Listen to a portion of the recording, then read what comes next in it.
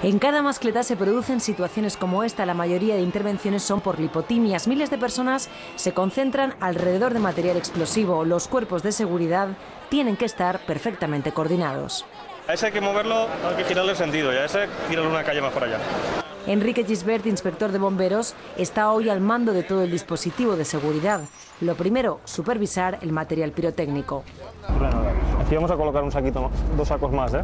Lo que controlamos es la distancia de seguridad. Tiene que haber 30 metros de distancia de seguridad desde la valla alta. Se colocan unas vallas altas que tienen 5 metros de altura hasta la valla amarilla, que es la que está el público. 165 kilos de pólvora se dispararán en 6 minutos. Los trabajadores de la pirotecnia los repasan uno a uno. Todo lo que son cañones y todo esto está todo falcado con sacos de arena para evitar el movimiento que pueda volcarse sobre la gente.